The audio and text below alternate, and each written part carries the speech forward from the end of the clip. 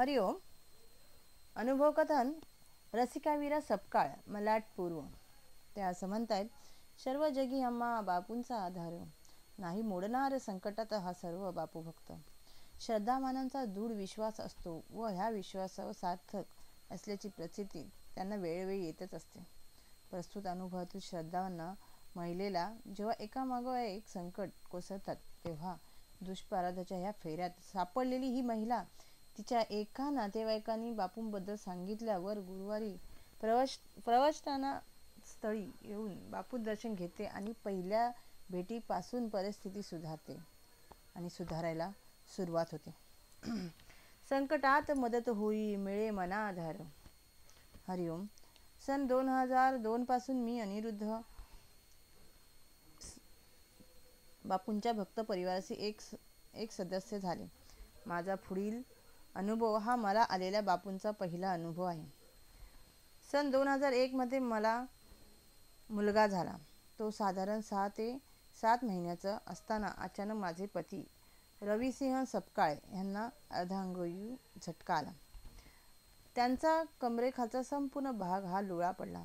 काय करायचे काहीच सुचेना झाले. आम्ही आमच्या फॅमिली डॉक्टरांशी संपर्क केला. त्यांनी रविसिंहांना 7 ते 8 दिवसांसाठी रुग्णालयात दाखल करून घेतले. रविसिंहांची प्रकृती फारसा फरक पडला नाही. डॉक्टरांनी रविसिंहांना दुसऱ्या रुग्णालयात हलवा असे सांगितले. त्याचप्रमाणे आम्ही त्यांना दुसऱ्या चांगल्या रुग्णालयात दाखल केले. तिथे तसा फारसा काही फरक न जाणवल्याने डॉक्टरांनी त्यांना बॉम्बे हॉस्पिटलला घेऊन जा असे सुचवले. तिथल्या डॉक्टरांनी अनेक चांगले उपचार केले, पण त्यांच्या प्रकृतीत काहीच फरक पडला नसल्याने तेही निराश होत म्हणाले, आता सर्व उपचार झाले आहेत. एक शेवटचा पर्याय म्हणून ह्यांना लीलावती रुग्णालयात घेऊन जा. आमची आर्थिक स्थिती खरे तर खूपच बिकट होती. आम्ही मीरा रोडला एक गृहस्थाकडे फ्लॅट बुक केला होता. दर महिन्याला आम्ही त्याला 50,000 रुपये द्यायचे असे ठरवले. आम्ही ते घर घेणार होतो. ठरल्याप्रमाणे आम्ही 50,000चा पहिला हप्ता त्याला देऊन झाला होता. कालांतराने आमची आर्थिक परिस्थिती इतकी खालावली की मला ते 50,000 त्याच्याकडून परत घ्यावे लागले. आमच्या डोक्यावरच छप्पर पूर्णपणे गेलेच होते. उपचार तर होणे आवश्यक असल्याने आम्ही लीलावतीला गेलो. तिथल्या उपचारामुळे त्यांची प्रकृती जरा फरक पडला, पण हवा तसा फरक दिसून येत नव्हता. मग परिचितीतले मित्रपरिवार नातेवाईक ह्यांच्या सांगण्यावर आम्ही माझगाव डॉकटमधील एका डॉक्टरांकडे आम्ही गेलो. तिथे 10 इंजेक्शनचा कोर्स केला. डिस्चार्ज घेऊन घरी आलो, पण काहीच फरक पडत नव्हता. पैशावर पैसा जात होता आणि मानसिक तणाव होत होता तो वेगळाच.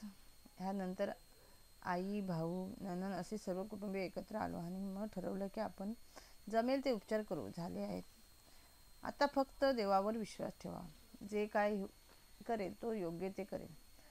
आमच्या हातात इतर कुठलाच पर्याय नव्हता. तरीही जे कोणी काही सांगेल त्याचप्रमाणे आम्ही तो उपाय करून बघत होतो. कोणाच्या तरी सांगण्यावरून मालिश करायला सुरुवात केली. स्वतः माझ्या सासूबाईंनी त्यांना त्या वयात मालिश करायच्या, त्यांची सेवा शुश्रूषा करायच्या, तरीही काहीच एक फरक पडत नव्हता. आमची स्थिती इतकी वाईट होती की त्यातून काहीच मार्ग निघत नव्हता.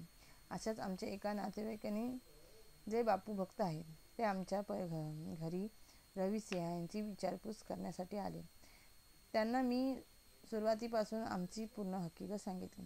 यावरून ते म्हणाले, वहिनी, तुम्ही आता कुठेही जाऊ नका, काही करू नका. तुम्ही बँद्राला हरिगृहामध्ये, जिथे आमचे सद्गुरू अनिरुद्ध बापूंचं प्रवचन व सत्संग असतो, तिथे येऊ शकाल का?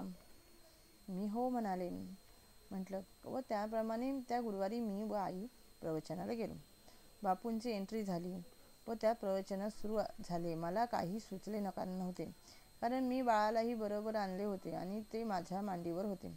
बापूंकडे बघताच मला रडू कोसळले. असे का होते आहे हे मला कळत नव्हते, पण मी खूपच रडत होते. बापूंनी बोलताना माझ्याकडे एक कटाक्ष टाकला. त्या एका नजरेमधून माझा एका बापाला आलेल्या लेकीचं दुःख हे कळलं आहे. हा विश्वास बसला. बापूंची नजर पडताच अचानक माझा हुदका थांबत होता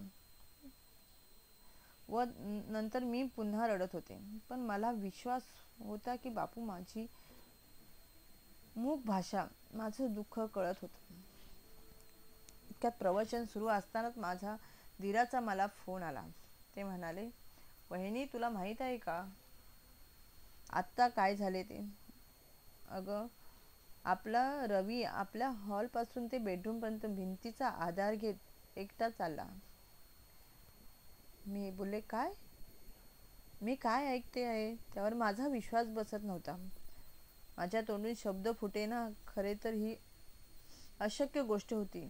याचं कारण असं की आम्ही जेव्हा हॉस्पिटलमध्ये गेलो होतो तेव्हा तिथल्या प्रख्यात डॉक्टरांनी मला आणि आईला स्पष्ट सांगितले होते की हा पेशंट जर उभा राहिला तर त्याचे व तुमचे भाग्य समजा, नाहीतर तुम्हाला हा माणसाचा गोळा कायमच सांभाळावा लागेल आहे.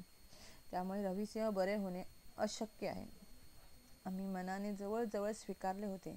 एक वेळ आमची स्थिती होती व रिपोर्ट आणायला आमच्याकडे पैसेही नव्हते. त्या माझ्या नंदेने नुकतेच लग्न झाले होते. त्यांचीही आर्थिक स्थिती चांगली नव्हती. तरीही तिने स्वतःचे दागिने गहाण ठेवून रविसिंहांचे रिपोर्ट आणले होते. चाचण्या केल्या होत्या. माझा भाऊही मला वेळोवेळी 500 रुपये मदत करत होता. अशा बिकट परिस्थितीत मी बापूंच्या प्रवचनाला पहिल्यांदाच जाते काय, तिथल्या त्यांचा कृपा कटाक्ष माझ्यावर पडतो काय, आणि घरी रविसिंह प्रथमच चालायला लागतात काय, सर्व अतर्क्य होतं. अशक्याचे शक्य होताना दिसत होते. ह्यावर परिस्थितीवर हळूहळू बदल गेला. चांगले दिवस दिसू लागले. 5 वर्षाच्या आतच बापू कृपेने मला म्हाडामध्ये घर मिळाले. त्यानंतर माझ्या आयुष्यात असे अनेक समस्या आल्या, पण आता मी घाबरणार नव्हते. कारण आता माझ्यासोबत आमचा बापू आमच्या पाठीशी घट्टपणे उभा होता. बापूंनी दरवेळी मनसामर्थ्य देऊन आम्हाला त्यातून सुखरूप बाहेर काढलं.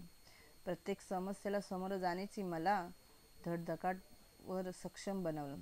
खरं तर जन्मोजन्मी आम्हा तुझ्या चरणांशी ठेव बापूराया. मी अंबज्ञ. हरिओम. श्रीराम. अंबज्ञ. नाथ सविदा. नाथ